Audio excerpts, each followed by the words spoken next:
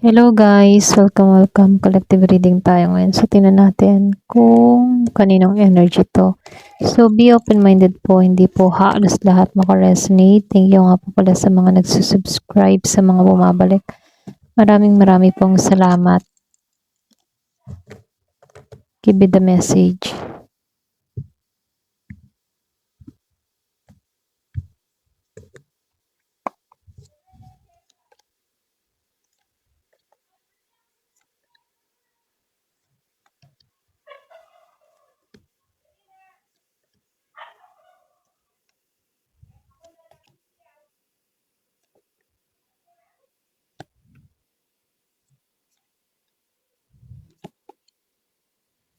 So, meron ditong Virgo, Capricorn, Taurus.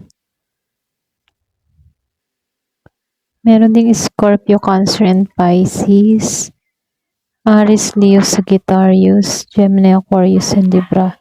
So, halos lahat nandito, no? So, start na tayo. So, dito, no? Meron lang ako nakikita ditong tao na malakas yung energy ng taong ito. Hindi lang, para ba siyang may halo ng paghanga sa'yo, okay? Kumbaga, andun yung attraction eh. Ito yung tipo na tahimik to, pero malalim tong magmasid about sa'yo. Meron yung iba sa inyo, meron ditong taong nagmamasid sa'yo, andun yung paghanga, andun yung frustration, okay? Meron siyang gustong ayusin sa inyong dalawa. So, nakikitaan ko dito na hindi lang simpleng attraction to ha.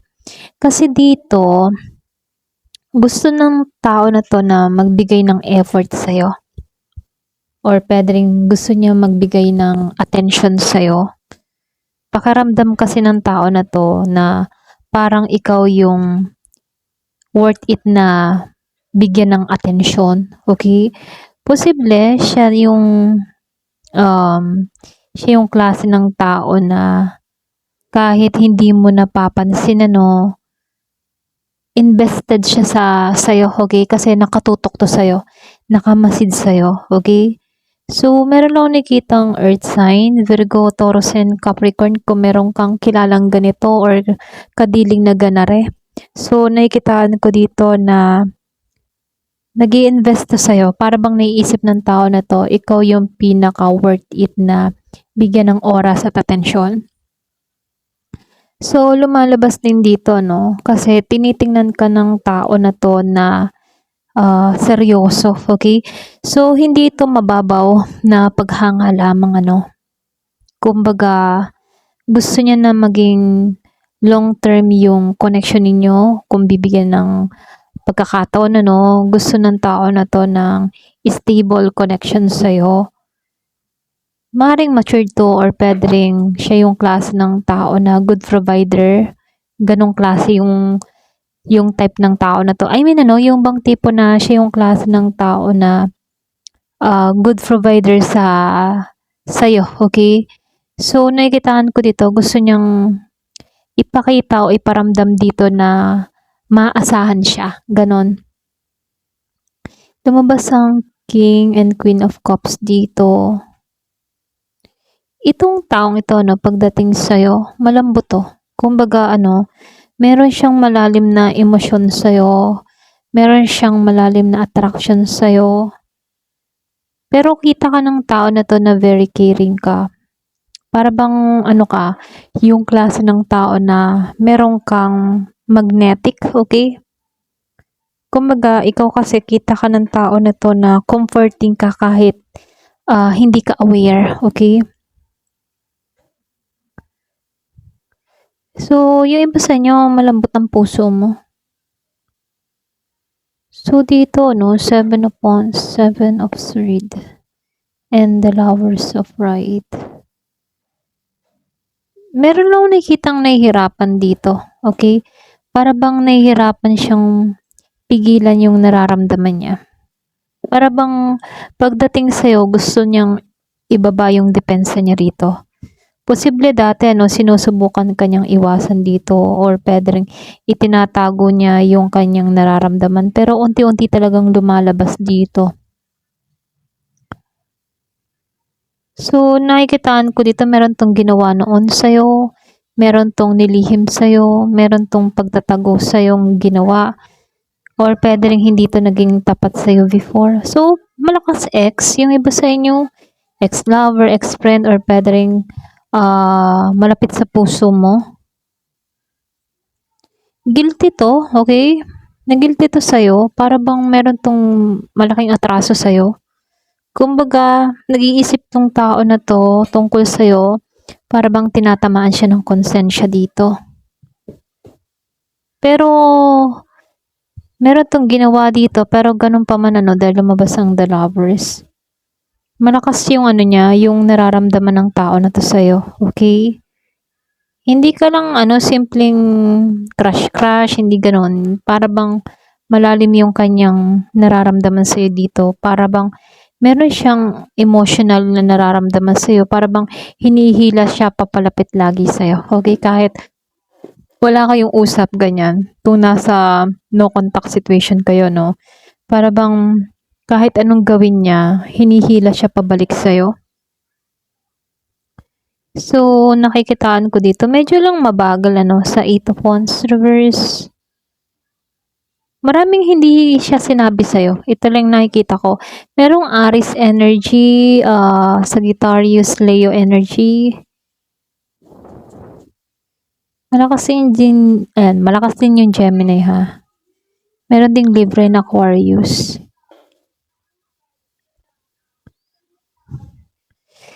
Pero dito, ano, nawalan to ng control sa'yo, Aries energy.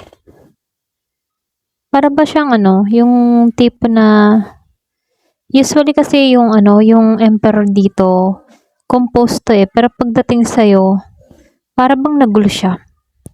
Para ba siyang na-insecure sa'yo. Then, sinabayan pa ng Wheel of Fortune reverse.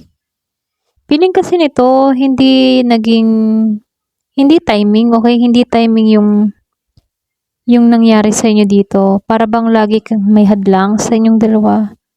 Pwede ring may pagsisisi siyang iniisip dito tungkol sa naging connection nyo. Pero gusto pa rin niya dito mag-approach kahit mabagal ha. Meron siyang ano, yung klase ng desire para magsimula ng communication or practical connection dito, okay? So, dito ano, pero sa 7 of Cups and the Queen of Pentacles, ikaw, laging nasa isip niya. Ito lang nakikita ko. Maraming siyang imagination, marami siyang fantasy, maraming scenario tungkol sa'yo na naisip tong taong ito. Meron nga lang ditong ano, pagka-obsess yung energy niya. Para ba siyang medyo obsessed sa'yo, okay? Pero mataas yung respeto naman ng taong ito sa'yo. Kahit obsessed siya sa'yo, nagpapantas siya, nag-imagine sa'yo, ganyan. Malaki yung respeto niya sa'yo. Nakikita ka ng tao na to bilang isang classy, valuable, someone na pang matagalan, okay? Someone na stable, okay? Meron lang nakikitang stable feminine energy. Yung bang klase ng tao na inaasawa, ganon. Ganon kanya tingnan. Pang matagalan, inaasawa, pang long term. So, dito, no, kahit malalim yung feelings niya dito sa King of Swords, Gemini, Aquarius, and Libra energy, pilit naman niyang ano, nilalagyan ng logic yung nangyayari sa inyo. Ayaw niya magmukhang vulnerable kaya very ano siya, control sa kinikilos niya. Hindi siya nagiging padalos-dalos. Pero ano meron siyang realization tungkol sa'yo dito. Para bang nagising siya sa tunay niyang nararamdaman sa'yo. Okay? Pwede rin gusto niyang gumawa ng desisyon. Kaya lang, medyo ano, medyo may humahad lang pa. Okay? Hindi makapagdire-diretso. Okay? Ayan. So, pasensya na yan. Binuksan na yung ilaw para maliwanag. So, dito, lumabas tong Emperor at Empress reverse, ano? Pareho kayo dito.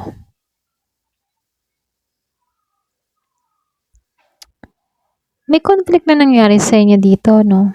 Pwedeng merong isa sa inyo natakot na sa commitment. Yung iba sa inyo merong third party issue or pwede ring misunderstanding na naganap. Yung bang klase na hindi naging align yung sitwasyon nyo dito, no? Kaya dito sa Emperor and the Empress reverse, ito yung partnership pero pwedeng pareho kayong hindi nagkaintindihan. Pero natakot itong gumawa ng kasunod na hakbang dito, no? Gusto ka niya pero hindi niya alam kung paano kaharapin. Yung hindi niya alam kung paano kaharapin na hindi siya mapapahiya, hindi siya masasaktan, ganon. Okay?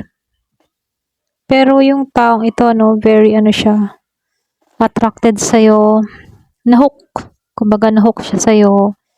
Pero marami din siyang hesitation. Very control din siya, okay? May control issue to. Hindi siya detached. Kumbaga, para bang mas lalong lumalalim lang yung fixation niya habang tahimik lang yung situation. Para bang meron siyang inaayos sa kanyang sarili or sa mga nangyayari sa inyo. Pero more on, inaayos niya yung kanyang sarili. Pero itong tao na to, mas nag-iingat na. Mas nagiging siyang logic sa sitwasyon.